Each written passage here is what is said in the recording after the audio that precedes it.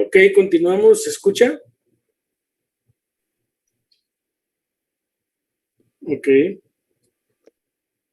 Bueno, continuamos. El caso es de que esta ruedita se mueve con una cierta velocidad angular y entonces le toma cierto tiempo pasar, por ejemplo, entre hueco y hueco, ¿sí?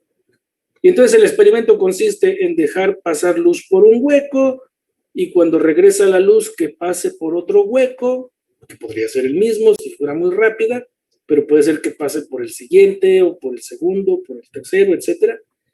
El caso es de que dependiendo del hueco por el que pase y conociendo la velocidad angular, ustedes pueden conocer el tiempo que le tarda a la luz en ir y venir esa distancia que es 2 veces d en total.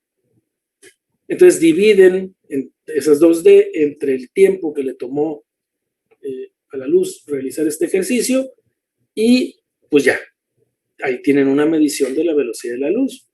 Y eso lo pueden medir pues, en la atmósfera, pueden medir en el agua, si es que tienen la suficiente distancia para viajar al menos entre dos huecos, para dejar que pase la luz al menos entre dos huecos. Si pasa por el mismo hueco, pues también tiene una estimación de la velocidad, pero va a ser muy, muy gruesa, digamos, no muy precisa. El caso es que la luz es tan rápida que ustedes necesitan distancias más o menos considerables para poder hacer este experimento.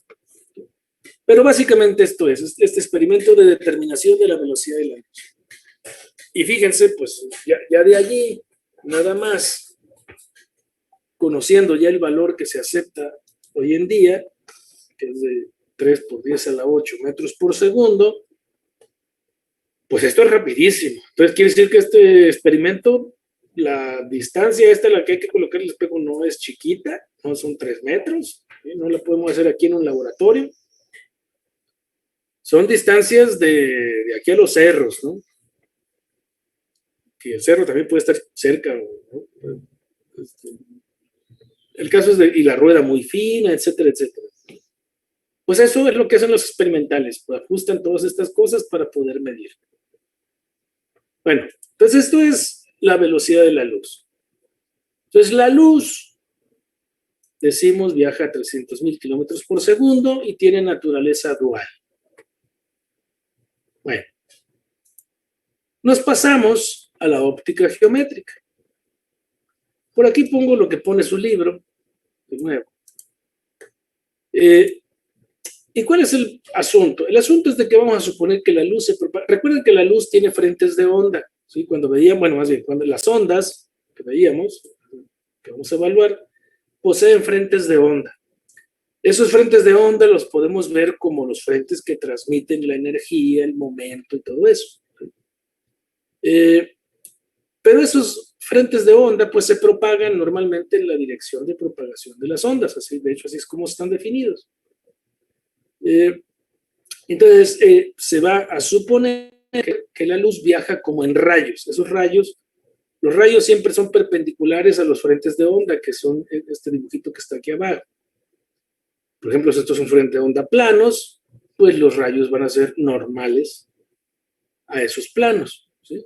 Y nos vamos a imaginar que estos rayos son rayos de luz, entonces. Claro, cuando hablemos de intensidad, de la luz y todo eso, pues vamos a hablar del número de rayos por unidad de área, etcétera. Que es un concepto medio, usándolo como si fuera mecánica clásica, como si fueran objetos clásicos. Entonces, decíamos, en este asunto de la óptica geométrica, vamos a suponer que la luz se desplaza en una dirección dada, a menos que choque con algo, ¿sí? En línea recta siempre. Cuando se encuentre con alguna superficie, pues va a cambiar de dirección. Y el asunto es ver precisamente cómo es que cambia de dirección la luz. O qué leyes sigue, qué propiedades sigue, qué ecuaciones la rigen. Ok, entonces, la óptica geométrica vamos a suponer que la luz se desplaza como si fueran rayos, y los rayos son estas cosas que están aquí. Bueno. Existe otra cosa que se llama óptica física. Esta es óptica geométrica, la otra es óptica física, donde ya vemos fenómenos de interferencia. ¿Sí? Óptica geométrica por lo pronto. Bueno, resulta que entonces, pues ya que nos imaginamos la luz como rayos, pues podemos trazar un rayo y seguir como eso, como si fuera la luz, y ver qué le pasa a ese rayo. Bueno, pues lo primero que se ve, lo primero que se introduce aquí es la reflexión. Uno sabe que la luz se encuentra con superficies, y cuando se encuentra con una superficie, algo ocurre, hace que la luz haga algo, cambie su trayectoria. ¿Sí? Lo que decimos es de que la luz se puede reflejar, y existen lo que se llama la reflexión especular y lo que es la reflexión difusa. La reflexión difusa tiene que ver con que la luz se dispersa para todos lados cuando checa. Ustedes mandan un manojo de rayos, y esos rayos no todos se reflejan en la misma dirección. Y entonces decimos que es reflexión difusa. La reflexión especular es cuando todos los rayos se reflejan en la misma dirección, y para eso ponemos este dibujito de aquí abajo, donde además adoptamos algo que se conoce como la ley de reflexión. Aquí aparecen varios conceptos, miren. Tenemos una superficie acá abajo, que es un espejo. Imaginemos un espejo, porque no queremos ver todavía lo que es transmisión, cómo se transmite hacia abajo. Para introducir el concepto de reflexión, nos imaginamos que un rayo llega y se refleja sin cambiar sus propiedades energéticas, ¿sí? De esta forma. Entonces nos imaginamos que esto es un espejo. Bueno, asociado al punto de reflexión que está sobre el espejo, se traza una normal, una recta perpendicular, decimos.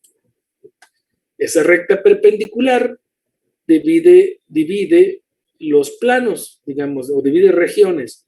Del lado derecho, por ejemplo, o del lado izquierdo, tenemos que decidir cómo hacemos incidir la luz. Supongamos que del punto P mandamos la luz. Entonces decimos que del punto P al punto O va un rayo de luz que se refleja del punto O al punto Q y luego se transmite, ¿no? O sea, sigue su propagación. Pero el caso es que lo podemos visualizar así, como un par de rectas unidas en el vértice, ¿sí? Justo en el punto en el que tocan la superficie. Y a lo que queda del lado derecho, en este caso, entre la normal y la recta PO, está lo que se le llama teta I, o el ángulo de incidencia. Ese es el ángulo de incidencia. El ángulo de incidencia se refiere al ángulo entre la normal, ¿sí? Y el rayo de luz, ¿sí? Que incide sobre la superficie. Y luego el rayo de luz reflejado con la normal forma otro ángulo, que es el que le llamamos el ángulo de reflexión, o teta R. Bueno, pues la ley de reflexión dice que ambos ángulos son iguales. ¿Sí? Esto es lo primero que aprendemos, y esto de hecho ya es algo cuantitativo que pueden ir a medir. Esta es la ley de reflexión, donde introducimos por un lado pues las definiciones, ¿no? Lo que es el ángulo incidente y el ángulo de reflejado, y la normal, ¿sí? Que está asociada a la ley de reflexión. Entonces, primera ley de todo esto es que el ángulo de incidencia es igual al ángulo de reflexión, y estamos hablando de reflexión especular, no estamos hablando de reflexión difusa. ¿Sí? Y de hecho todo lo que sigue es solamente reflexión especular. Bueno, eso es por un lado. Y luego pasamos a la siguiente transparencia. Y esto, de nuevo, se lo encuentran por ahí en Wikipedia. El caso es que son fotos muy bonitas en donde se ilustra rápidamente, ustedes lo han visto en su casa, digamos, lo que tiene que ver con refracción, que es que la luz pase de un medio a otro. Lo que acabamos de ver ahorita de la ley de reflexión es la luz se queda en su medio, por ejemplo, aire arriba y luego el espejo, pues el rayo llega viajando por el aire y se regresa viajando por el aire. ¿Sí? Pero puede ser que la luz toque una superficie, por ejemplo, que el espejo no sea espejo, sino que sea un vidrio y simplemente se transmita a través del vidrio, que es son cosas como las que están aquí. Bueno, pues la luz ya no sigue una línea recta, se transmite de otra forma, cambia su dirección. Y eso se ilustra aquí, si se fijan en esta primera, pues nomás fíjense ese popotito verde, cómo pues parece que llega y toca la superficie en un punto y se ve que su continuación está muy lejos, en otro lugar. Y luego además, pues hay como una sustancia azul donde vuelve a cruzar la luz allí y se vuelve a observar que pues ahí donde toca no es donde se continúa en la sustancia azul, ¿sí? Hay una separación en la interfaz. Lo mismo ocurre en este vasito que tiene el lápiz, donde pues si partimos de la punta del lápiz y nos vamos hacia la superficie del agua, pues van en línea recta y luego ven que cambia la pendiente de esa recta, o es decir, ven como si el lápiz estuviera quebrado. Y eso se debe a que la luz está viajando en medios decimos de diferente densidad. Ahorita vamos a introducir el concepto. ¿Sí? Entonces, esto, por supuesto que tiene importancia tecnológica. A lo mejor nosotros no la podemos ver, pero esto se usa todos los días. ¿Sí?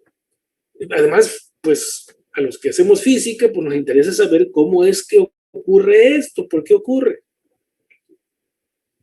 Bueno, pues esto es la refracción de la luz y mucho de lo que vamos a ver o de lo que se ve en esta área tiene que ver con el principio de Fermat, que dice que la luz se propaga siguiendo la trayectoria de menor recorrido, de recorrido óptico, perdón, de menor tiempo. Es decir, la luz viaja a una distancia de tal forma que su tiempo sea menor. Eso luego se lleva a ecuaciones, pero no lo vamos a ver expuesto en esas ecuaciones, nomás vamos a ver sus consecuencias. Pero esto es lo que está detrás, el principio de Fermat.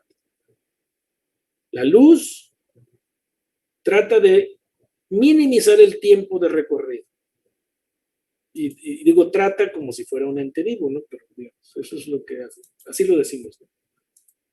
Y bueno, pues junto con esto, que estas imagencitas de acá, pues el otro dibujo típico es el del prisma, la imagen icónica es del prisma, en el cual luz que llega por un lado se descompone en diferentes, digamos, colores o haces de luz, simplemente haciéndolo pasar por superficies, así como aquí, que no son paralelas. Si fueran paralelas, no verían esto, pero como no son paralelas, se aprecia, decimos, la descomposición espectral de la luz.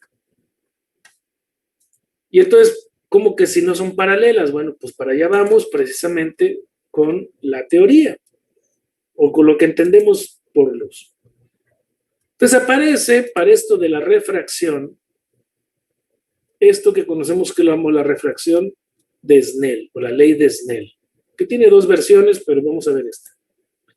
Primero, la luz viaja a distinta velocidad cuando pasa de un medio a otro.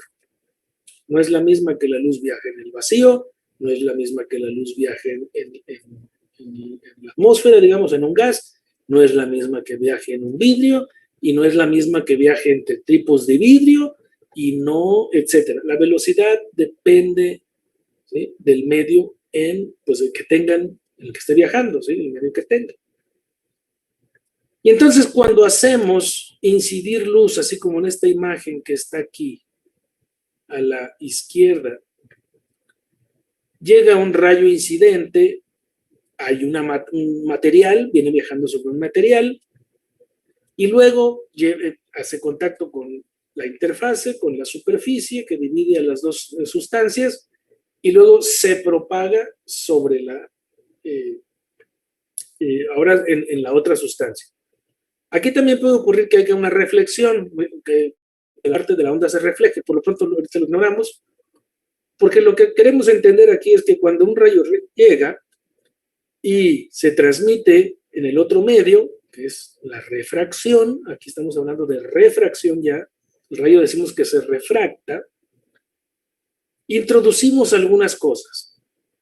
De nuevo dibujamos la normal, ¿sí?, a la superficie, definimos el ángulo de incidencia, ¿sí?, como el que define a la normal, o el que está definido entre la normal y el rayo incidente, que aquí está como θ1, pero lo pueden poner como θi, ¿sí? Y luego entra esto, y con respecto a la normal, ¿sí?, se define otro rayo, de otro ángulo, que es el ángulo de refracción, decimos, el ángulo θ2, o θ, a veces le ponemos la R, aunque se confunde con reflexión. El caso es que este es el ángulo θ2, aquí como está en el diagrama. Fíjense que todo está medido con respecto a la normal. Bueno, pues lo que se conoce como la ley de Snell dice que el cociente de los senos de los ángulos de incidencia y de refracción es igual al cociente de velocidades de la luz en el medio. ¿Sí? Si ustedes tienen aire y pasan a vidrio, pues sería la velocidad del vidrio entre la velocidad del aire. Eso sería seno de θ2 entre seno de θ1. Esta es la ley de Snell y con esta ecuación se hacen muchos problemas, ¿sí? Con muchos problemas. Bueno, pues está bien, ok, esa es la ley de Snell.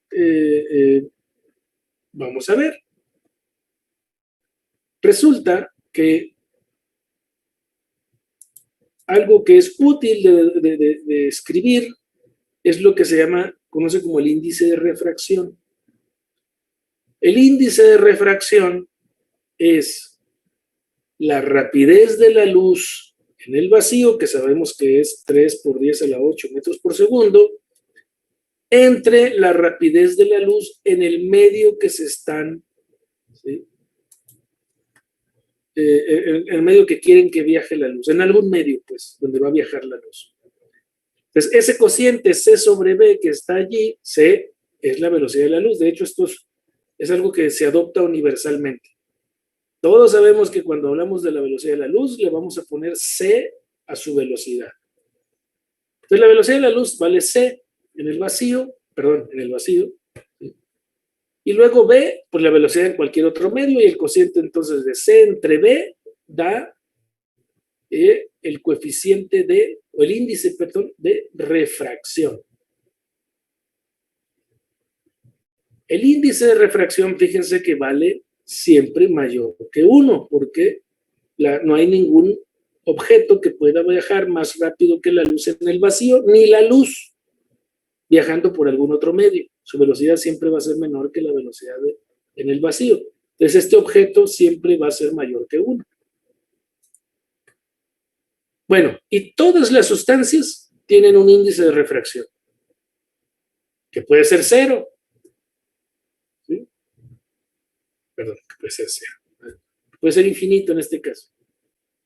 Infinito en el sentido de que la velocidad a la que viaja la luz puede verse disminuida muy fuertemente, y entonces este B que está abajo, pues tiende a 0, ¿no? Y C, y alguna cantidad entre 0, pues tendería a infinito. Entonces, estos N's índices tienen como límite inferior 1 y como límite superior, pues, valores muy grandes, por ejemplo. El caso es de que, pues, se define el índice de refracción así. Y vean que aquí en la ley de Snell está el cociente B2 entre B1. Pues si lo de arriba lo dividimos entre C y lo de abajo entre C, C es la velocidad de la luz, nos quedan los índices de refracción, los índices, pero al revés. ¿Sí? Entonces, cuando hacemos esto, que dividimos B2 entre C y B1 entre C, nos queda esta ley que está acá. Ya puesta en términos de los índices de refracción y no en términos de las velocidades. ¿Sí?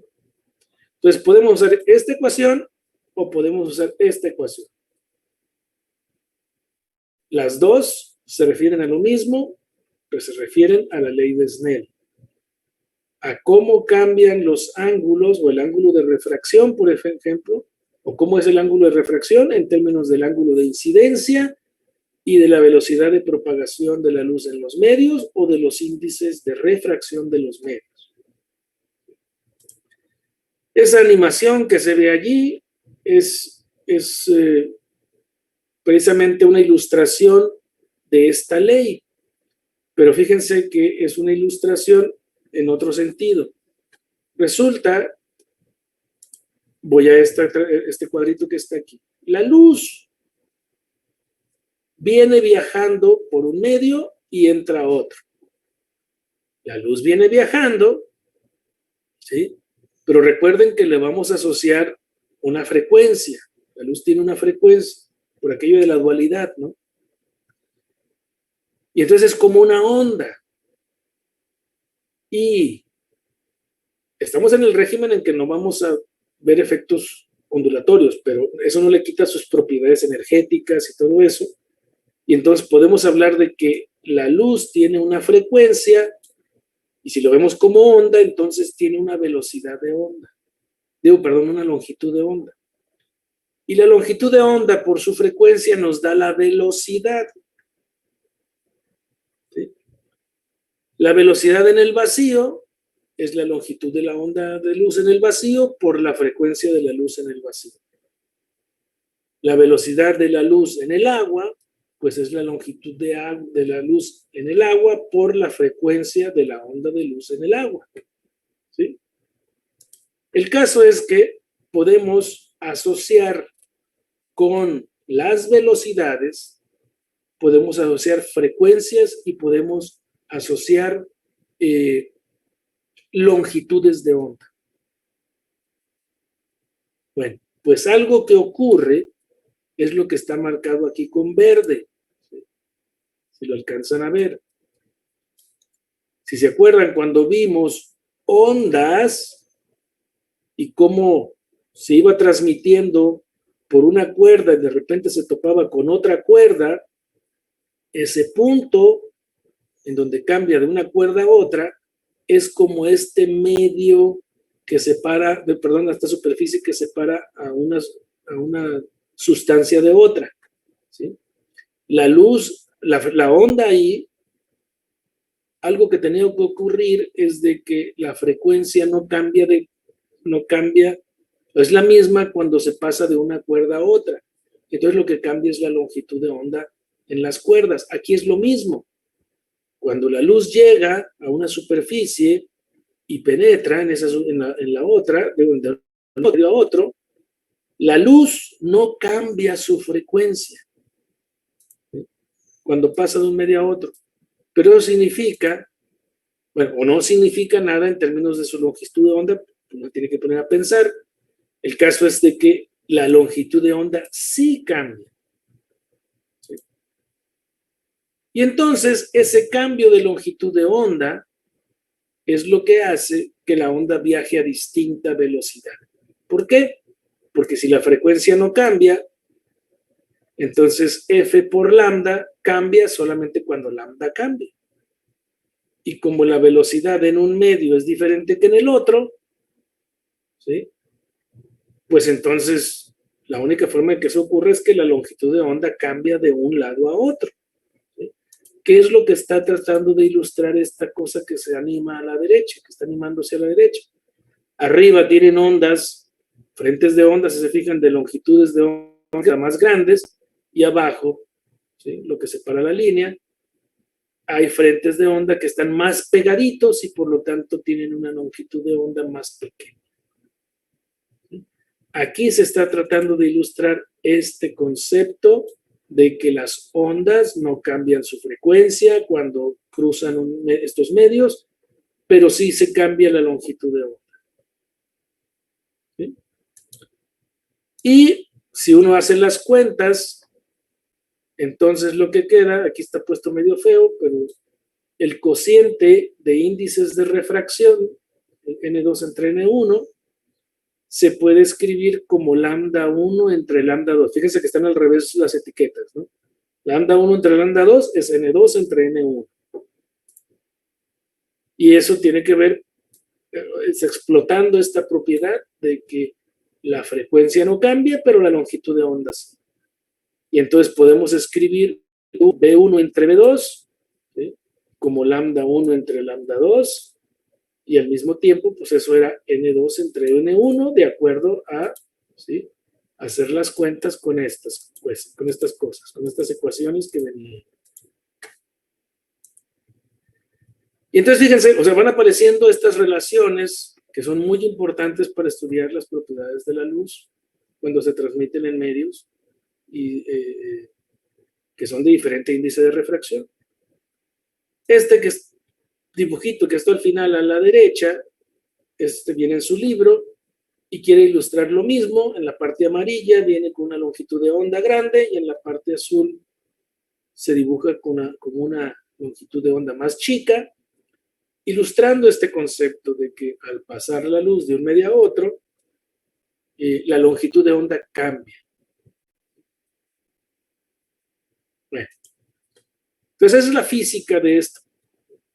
Y con esto, entonces, a la hora de analizar las ecuaciones y hacer distintos medios, etcétera, pues aparecen un montonal de propiedades en óptica. Óptica es un área en la que ustedes se pueden quedar ahí mucho tiempo estudiando muchos fenómenos, aprendiendo mucho de la propagación de la luz. Es un tema muy rico y uno de los más bonitos de la física, yo creo. En general, de esta física clásica, de propagación de luz en este caso. Bueno, pues ya tenemos esto, ¿sí? Esta es la base. Entonces déjenme mostrarle un efecto que se deriva directamente de esta ecuación, así directita, que es lo que se conoce como la reflexión interna total. Cuando ustedes hacen incidir luz, ustedes vienen de un medio y quieren pasar a otro, es lo que hacen. Bueno, pero el medio del que viene la luz a incidir puede ser de un índice de refracción más grande que el otro, ¿sí? O al revés. El caso es de que ustedes tienen esa relación o pueden tener una relación índice de refracción 1, índice de refracción 2, y puede ser que N1 sea menor que N2 o N2 sea menor que N1. Pueden tener los dos casos. Bueno, pues cuando ocurre lo siguiente, y esa es para eso son esta imagen de aquí abajo. Tienen primero esta ecuación de arriba. N1 seno de teta 1 igual a N2 seno de teta 2. Entonces, ahora fíjense y hagan teta 2, ¿sí?, igual a 90 grados. Y entonces les queda esta ecuación de arribita. N1 seno de teta 1 todavía, que le vamos a llamar teta C, igual a N2 seno de 90, que es lo mismo que N2.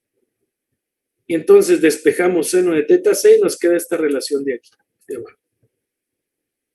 Seno de teta C es N2 entre N1. A ver, ¿qué es eso? Déjenme ver. Nos vamos a las figuras de acá de abajo. En la primera de la izquierda, ustedes van del medio azul al medio blanco. Entonces hacen incidir luz con un ángulo teta 1 y si el índice de refracción es menor, ¿sí?, para el medio blanco, el ángulo teta 2 va a estar más pegado a la normal. Pero cuando es al revés, y aquí, otra vez, cuando el índice de refracción del medio blanco es mayor, ¿sí? mayor que el del medio azul, el rayo que entra más pegado a la normal. Pero cuando es menor, es decir, si vamos de un medio de aceite o de agua hacia el aire, ¿sí? El aire tiene un menor coeficiente de refracción o índice de refracción que el agua. Entonces, pasamos del agua al aire, el ángulo con respecto a lo normal se hace más grande. En vez de salir más chiquito, se hace más grande. ¿Sí? Y nosotros podemos variar este ángulo de incidencia θ1. Lo variamos desde 0 con respecto a la normal, y luego vamos haciéndolo incidir con un ángulo mayor, con un ángulo mayor, con un ángulo mayor, y llega un momento en que, esa es la imagen del medio, en el que llegamos a un ángulo que le llaman θc, en el que la luz que cuando cruzaba al medio siguiente cada vez incrementaba más su ángulo con respecto a la normal, pues simplemente llega a adoptar un ángulo de 90 grados. Ese es el ángulo θc que viene de esta ecuación de arriba. Seno de θc es n2 entre n1, es un ángulo, le llamamos crítico, un ángulo crítico. Es un ángulo en el cual no hay transmisión de luz hacia el otro lado. Bueno, eso tiene un nombre especial, es el ángulo crítico, y hay que calcularlo, esas son las cosas que uno tiene que calcular. Y en este caso, si ustedes incrementan todavía más el ángulo de el haz incidente, más allá del ángulo crítico, lo que van a ver es el ángulo, lo que está en la última imagen, que la luz, en vez de seguir hacia el otro medio, simplemente se refleja. Y es como si fuera un espejo, entonces, el otro medio. ¿Sí? Y le llamamos reflexión interna total, porque lo que se manda de luz se refleja, ¿sí?, dentro del mismo medio. Este es un tema clásico, ¿sí?, de esta área, lo que es la reflexión interna total. Fíjense que sale de una ecuación súper sencillita, súper sencillita. Nomás tenemos que ir viendo, ¿sí?, cómo cambian los haces de luz, o digamos, los ángulos de incidencia y de refracción, ¿sí?, conforme vamos pasando o incrementando, perdón, el ángulo de incidencia y el medio, ¿sí?, en el que se está, el medio 2, digamos, el medio de arriba, tiene un índice de refracción que es menor que el de, otra vez, es que siempre tengo que tener cuidado aquí. El ángulo, el medio azul, el medio blanco, el medio de abajo, que es donde incide el rayo, tiene un índice de refracción que es mayor que el medio donde se va a propagar la luz. Caso típico: aire arriba, agua abajo. Aire arriba, agua abajo, da lugar o se puede tener la reflexión interna total. ¿Sí? Y de esto, pues, cada que vemos Discovery Channel, nos vemos esto súper seguido, ¿sí?, que es en esas tomas, por ejemplo, que hacen por debajo de estas cámaras especiales que se pueden meter dentro del agua, ¿sí?, y se ve hacia arriba y se ven estos, por un lado, lo que es la reflexión de la luz, y por otro lado, bueno, no sé si lo han visto, en casos en los que simplemente no se ve hacia afuera, porque todo lo que se ve es como si fuera un espejo. Y a ese problema óptico se enfrentan todos los que viven en el agua, ¿no? Siempre van a tener este problema de reflexión interna total. En algún momento, por supuesto. Bueno, y ya, digamos, esto es lo más importante, lo más relevante, y de aquí se pueden hacer muchos problemas alrededor de problemas de propagación de luz en medios de diferente índice de refracción. Este es el tema. Caso particular, la reflexión interna total, que es de hecho una aplicación muy sencilla, muy directa de estas ecuaciones, pero que tiene implicaciones muy, muy importantes incluso para los seres vivos, ¿no? O nosotros que queremos andar ahí buceando, ¿no? Tenemos chance de ir a bucear de vez en cuando. Ok, entonces esto es el tema y ya está. Déjenme mostrarles esto que ya no vamos a alcanzar a ver entonces, que es la formación de imágenes y que se entiende con estas, en este caso sencillo de espejos, lo único que necesitamos es la ley de reflexión, pero que si viéramos el tema de lentes, necesitamos las leyes de propagación de un medio a otro, es decir, lo que ocurre en la refracción, que son estas últimas ecuaciones que veíamos aquí, ¿sí? Si quisiéramos tratar el tema de lentes, tendríamos que ver eso. Pero para efecto de formación de imágenes, en el caso de un espejo, aquí se pone un observador, se pone un objeto O, ese puntito azul, y se imagina uno que del objeto azul salen rayos de luz que van e inciden sobre el espejo, y el espejo pues hace una reflexión especular, ¿no? Así que se realiza una reflexión especular y rebotan los rayos con ángulo de incidencia igual a ángulo de reflexión. El observador, ¿sí?, que no observa directamente al objeto, pero lo observa a través del espejo, lo que ve es esto que está aquí. ¿Sí? Ve como si el objeto estuviera en el lugar amarillo. Eso es lo que llamamos la imagen en el espejo.